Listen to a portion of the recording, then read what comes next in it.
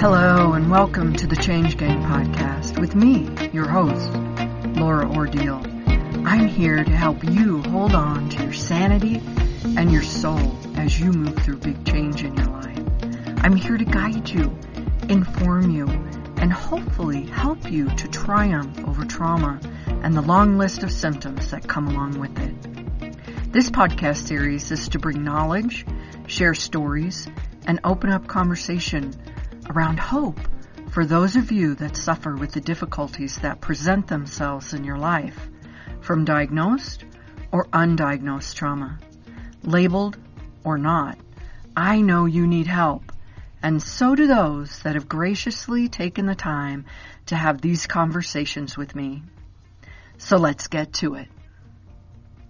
Welcome to the Week Change Gang. I'm so happy to have Gareth Evans back with me today. Thanks for being here, Gareth. Thank you very much. Three times the charm. Well, I just love having conversations with you, and something good comes out of them every time. So why not keep having those conversations? I think it's great and so helpful and informative to people out there to understand that they're not broken, that they just have some things going on, but those things can be fixed. And I want everyone to know that. And if they can recognize some of the things that we talk about and know that there is help, boom, that's awesome. So for those of you that don't know yet, Gareth served for 20 years and 15 of those was in the Royal Scots Dragoon Guards. I said that right?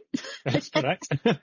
Often deployed to Iraq, to Afghanistan, to all those nice fun places. And then you transitioned into the Army Welfare Service for the end of your service, the duration of that, and really started helping soldiers and families navigate the military issues. So that's why I really thought it would be a good idea. And of course, now what you're doing is the same thing. You're treating people through hypnosis and other things with PTSD, with CPTSD, with trauma in general. It's not necessarily soldiers. You treat everyone, anyone that has the symptoms showing up. And that's a whole laundry list of symptoms. But I want to jump in today a little bit and talk about not only the person that is experiencing the trauma, the PTSD, the difficulties, but how that affects the people around them. And you having experienced it yourself and healing from that, you have a unique perspective, but then also helping so many people through those issues as you have both sides of the coin a little bit. Tell me a little bit about what you think is one of the things that people really don't understand about the interaction or the connection with PTSD and how it affects those around them. Absolutely. And I think what we should do is go back to basics, really. As you mentioned a second ago, that I was in the Royal Scots Dragoon Guards. I was there for 15 years and I worked with the main battle tanks and different various platforms and vehicles. And one thing that happens to a vehicle when, just before it breaks down, when there's an issue with the mechanics of it, the computer of the vehicle, it goes into something called limp mode. It's also known as limp home mode. And it's a preventative measure to prevent additional harm that stops the basic function of that car. Once the internal computer identifies a serious malfunction, it goes into this limp mode. And as a critical problem, it detects to shut itself down. As I said, it's limp home mode or limp mode. What you do is you take it back to the garage or take it back to your home and then fix the issue. If we relate that back to our own headspaces, when we have a malfunction, as much as it could be PTSD to an anxiety disorder or whatever you're looking at, that issue, your subconscious breaks down. I need to stop the base function of this vessel,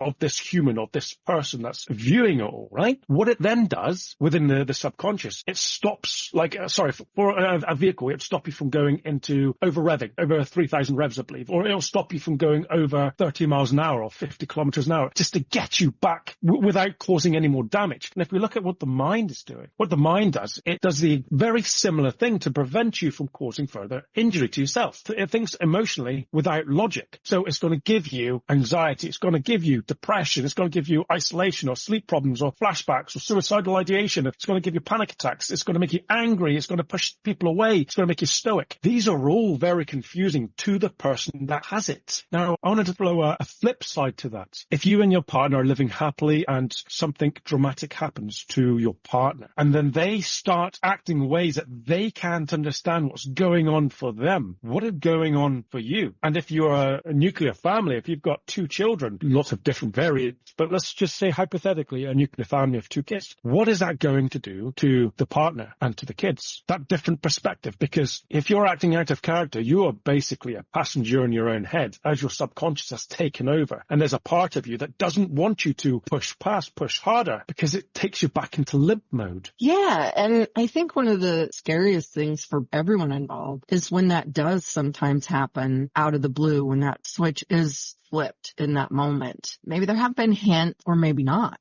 but something has happened where now, just like in that vehicle, that switch is flipped. And now it's different from that point. And it can be scary to have those things. I see that all the time when I am talking with family members and things, or people who, men and women who marry someone who had a difficult experience in one way or another, whether they're military or not. They'll say, oh, they were fine. It's not the person that I married anymore. It's not the person that I got into this relationship. It's not the person, and they're at their wits' end because they don't know what to do. They're looking at this person who all of a sudden is angry, upset, blaming, who doesn't want to go out anymore, who is not sleeping. Therefore, all of the things that follow from that with anxiousness and anxiety and all of that. I get crabby when I don't sleep. That's just a normal thing.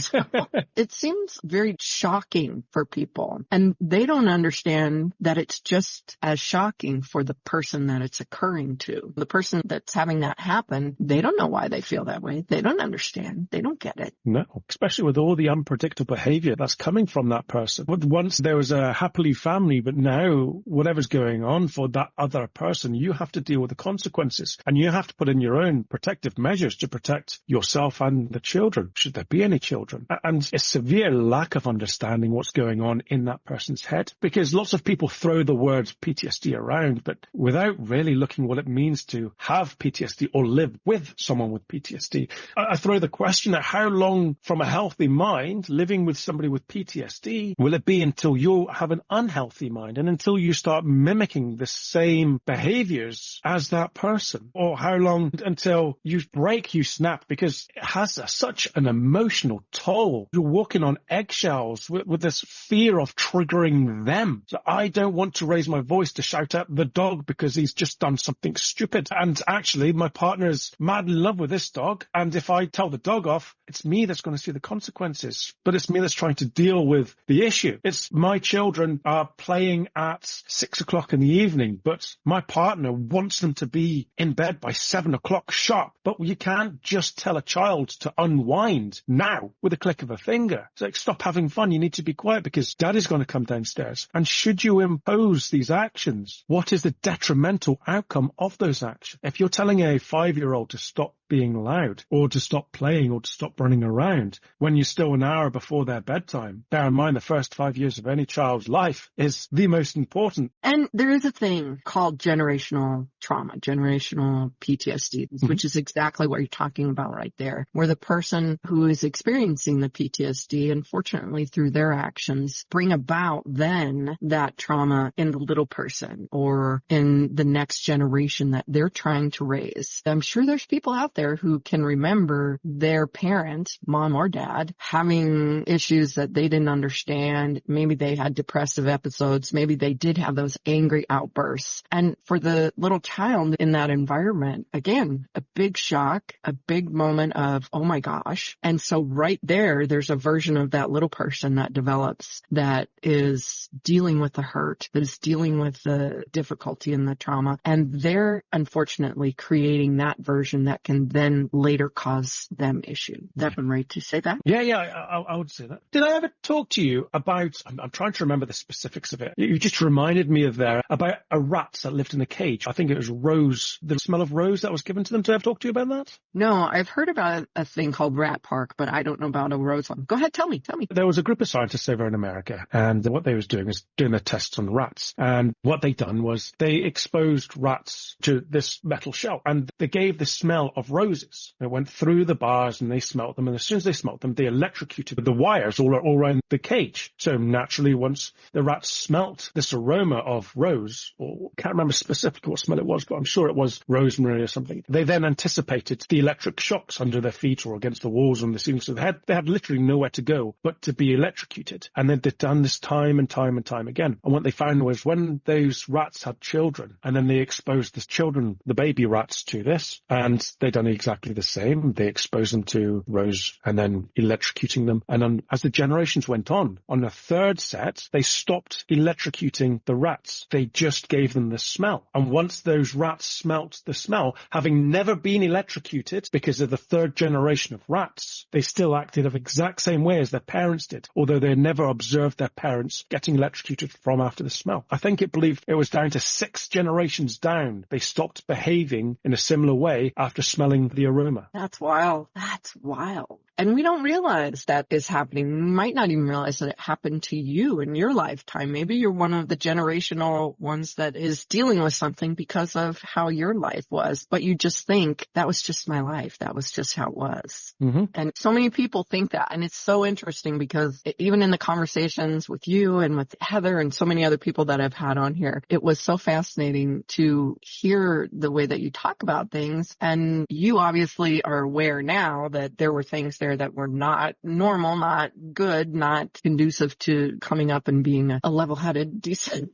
person, I should say, without any of that trauma stuff in there. But it was just how you were raised. I had the same thing. There were so many things in my life, whether it was drugs or the situations with the neighborhood that I lived in with, gangs or anything. It was just how I grew up. So I'd never thought of it as being something that could cause trauma to me. Yeah. And it's fascinating to me now to look and go, oh, wow, yeah, you just think that's how you grew up. But guess what? That probably anchored some difficult things into your life. I have 2 questions. When someone starts to experience PTSD symptoms for themselves, however it comes on, whatever it is, maybe it is the hypervigilance, maybe it is the anger where they're just all of a sudden starting to snap, or any myriad of symptoms. And someone tells them or brings it up to them, you're different, something's going on. A lot of people aren't going to react well to that, first of all, because they don't want something to be wrong with them. They don't want to be quote unquote broken. And so first of all, with the person that is dealing with that, how do you help them recognize that? And as the person in the family or the friend or just the loved one, how do you approach having a conversation with someone about trauma, about PTSD? Very interesting. It's very difficult from a therapist point of view. It's very difficult to work with somebody that is having issues but refuses to identify them as issues. So on some level, you can take a horse to water, excuse the pun, even though there's no pun in there at all. You can say, look, this is going on for you, this is going on for you, and this is going on for you. I believe that you have PTSD, or I believe you've got anxiety, without them accepting it and saying, okay, I'm aware of that and I want to change. I want to change for my family. I want to change for myself. I want to change so I don't lose my job. It is very difficult to show them the direction that they're going without hurting their feelings. Because at the end of the day, our behaviors are directly a contribution of our feelings. And if they're not ready, then it's going to be very, very difficult in itself to prove them. You almost have to wait for them to see the light to say, I have an issue. But once they realize that they have an issue, I mean, every one of us has got an issue of some sort. And if you just take ownership of that issue and saying, do you know what? For myself, it was fighting. I don't want to fight people anymore. I don't want to get drunk and then just walk into town to fight someone. Wait a minute, something needs to change. I don't know what it is that's going on for me. I don't know why it is of what's going on for me, but something needs to change. On that moment there, I then become susceptible to change. But what I would say is, if somebody approaches you and says, hey, I think you've got an issue, maybe you should just reflect. Naturally, you're going to be, oh my God,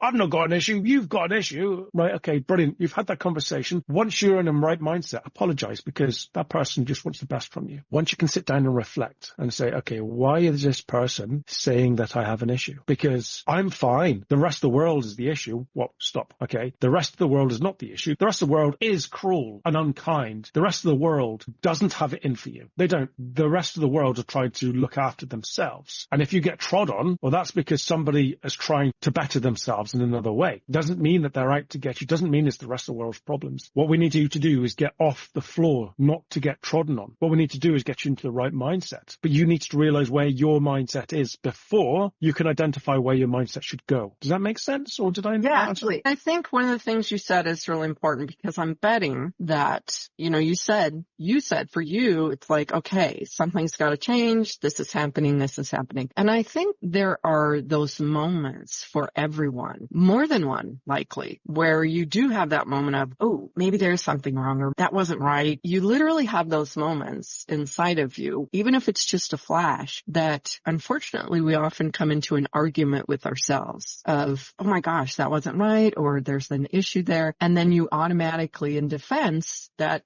no, there's no issue.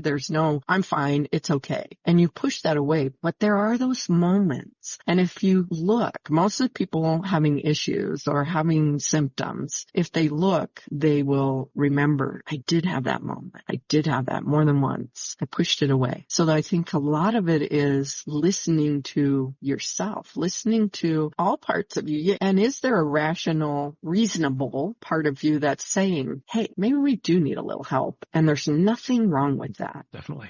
And so for those people that are dealing with someone who is maybe the first stages of that flip switch, I'm going to say, of coming into that PTSD situation, and they do have that moment of, I think there's something going on. Maybe you can reflect on that a little bit, maybe something like that. Before they get too deep, how can they help themselves to be dealing with someone who is in that situation? And if they do get to the point where they themselves are now experiencing some of the symptoms of trauma as well, is it fixable for them to go in and have something taken care of for themselves, whether or not they're with that person? I know it's going to be ideal to have both of them fixed and in a good direction. But if you are trying and hoping that this person is going to come to terms, unfortunately now you're in the situation. Is it going to work? Is it going to be helpful for them to reach out? As I started this conversation, if you're driving your car and there becomes an issue and it starts to go into limp mode, it starts chugging when you turn the key on, it starts malfunctioning in some ways, or the lights come on and the flash on the dashboard. And so you're not even hit limp mode at the moment. You're seeing that there's issues with the car. Okay. You're not a mechanic. Okay. For those people that are mechanics out there, let's just say that you're not one. So you're not a mechanic. You do not really know what's going on for this car, for this person. You can identify within yourself that the relationship between the two of you isn't working. Even if you want to self-diagnose, like, okay, I'm going to Google what's going on for him. You're learning. I'm not saying believe everything you hear of Google. I'm always telling my wife, if she's ill, stop Googling it because it means she's going to die tomorrow or next week because she's got some abstract crazy. What I'm saying is identify what the issues are that's causing you an issue with that person. And then identify what the issues are or what's changed with that person. You can identify within yourself. You can see, okay, his behavior is so unpredictable, I need to protect myself. I'm fearful of triggering him, so I need to back off and see why. Some people might find that they've got a sense of responsibility to look after that person, even though they're not understanding what's going on for them. And as I said, if you're looking inwards and saying, okay, my partner is doing all this crazy stuff and I don't feel I'm safe to talk with him, but this is having a massive toll on myself and presumably at this point, the children, and it's impacting family events. We're meant to go to Disneyland next month, but you know what? He's just gone crazy. He's deleted the holiday. He screamed at the kids. He said that Disneyland is cancelled. The kids are screaming. What's going on for him? I get it. The way he's behaving is impacting me, but I need to look at the bigger picture. Can I approach him? Or picking your battles, when can I approach him?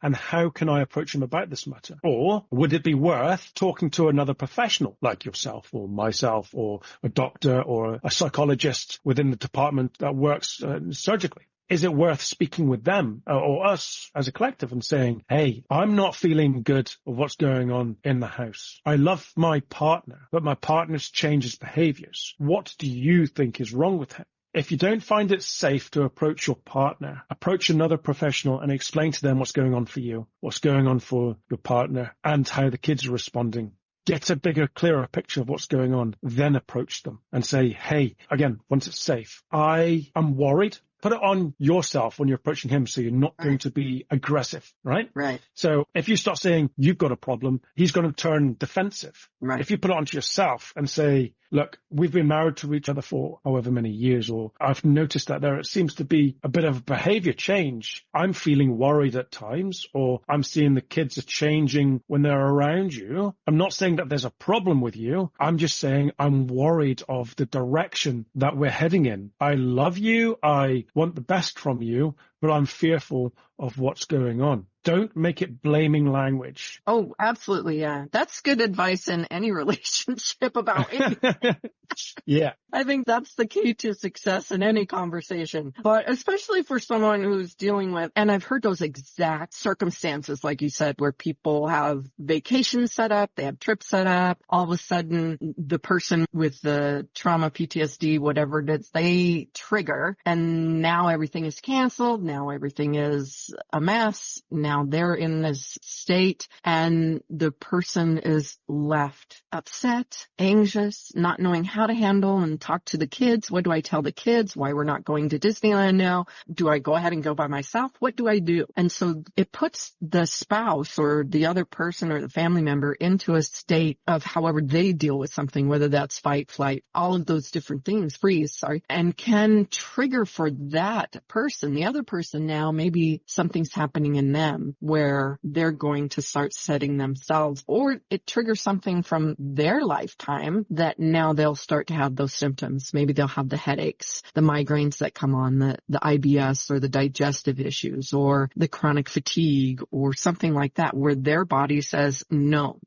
we're not, this is a difficult situation. And that's where I think we can come in and help in those instances, because even if they're not experiencing anything yet and they're on the verge of that, coming and having a conversation or having some sessions or however it is, whatever it is with you or me or someone else that is familiar with what they're dealing with, allows them to shore themselves up, if nothing else. It will prevent some of those things from happening because you can help them in that moment find the best path subconsciously for themselves to deal with what's happening. Don't you think? Do you agree with that? Yeah, absolutely. If you think about it, whatever's happened, there's been a traumatic incident that's happened in the past before it gets to the traumatic incident that's going to change their behaviors today. So you will be able to see a change within the dynamic of their behaviors. And also, you may find that there's going to be a change in dynamic within your relationship. For example, you spoke about the flight, fight, freeze, fawn, and flop a moment ago. When you stop being that one person in your relationship and you start fawning, if he starts being angry, the fawn of the fight, flight, freeze, fawn, and flop is to pretty much beg, oh, please don't hit me again. Please don't shout at the kids. Please don't throw the dog out so aggressively. And your part of the relationship is just fawning to that person all the time. And that other person sees this change in relationships subconsciously and identifies himself as a pecking order, or themselves as a pecking order. And if things don't get right and she's just angry all the time, you become unbalanced, off keel. Yeah, and that's such a difficult place to be. So many people talk about walking on eggshells, or I can't say anything right. No matter what I say, it causes an argument, no matter what's happening. And that starts to put you off balance. That starts to put you in a situation that can lead to something more difficult for you. And so if you can go in and kind of stabilize yourself, if nothing else, that's one of the keys I want people to know, is that I know you don't want to step away from the person that you love, that you care about, that you want them to get help. Absolutely. That's always the goal. That's why we do what we do, is to help those people. And maybe it is to introduce them to the group that you run, Gareth, or the recordings, to just say, hey, listen to this recording to see if it's something, or maybe to read the little short book that Sarah's put out, or maybe it's just to go in and listen for a while. I know you have a membership for people to help them as well, and to be a part of those things in some small way way to help them see that they're not the only person dealing with this, because I think it's crazy amazing in different ways. But no matter how many people in the world are dealing with trauma, when you're experiencing it in your own life, it feels isolating. Mm-hmm. And for someone to see someone like you who not only has been through it, but who helps people, not even individually, but in groups, in the membership, in all of these different ways that you do, for them to go, there are so many people. And something I want them to know, and I know that a lot of people will shy away sometimes from situations like that because they're like, I don't want to go listen to a bunch of whining people or a bunch of people talk about where they've been and all of their experiences and that's not at all what it is. No. Not at all. Oftentimes in your groups, there's not even conversation. It's not about the conversation. It's about the experience of the healing. And I think that's kind of magical. And I feel like that's important to a lot of people. Do you find that people often are like, well, okay, I'll come, but I don't want to talk? All the time. I find that so many people at the very early stages don't want to interact with other people. Again, one of the pillars of PTSD is isolation, and it's one of the main reasons of depression. You could be in a room of 100 people and feel alone, but if you join one of these groups, mine for example, or whatever is out there, you can sit in the background and observe. And if anybody puts pressure on you to communicate or interact, walk away. That's not the group for you. If not wanting to do something, so many people are just there to learn. They don't want to indulge in a conversation. All right, everyone, we're going to take a bit of a break right there, meaning that this will continue next week. So come back, have a listen to the remainder of the conversation I have with Gareth because it's really good.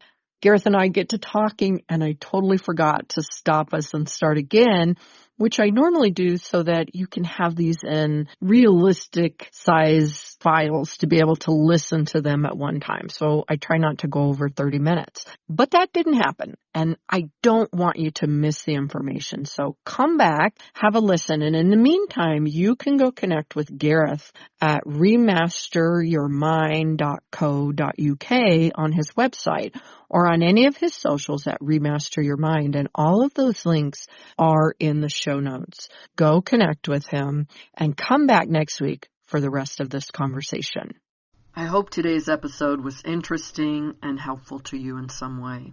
If so, find someone to share it with. Maybe it will help them too.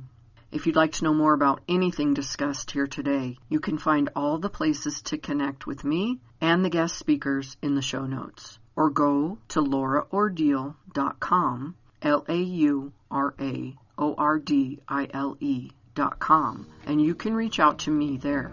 Until next time, ask when you need help, be kind to yourself, and have a happy day.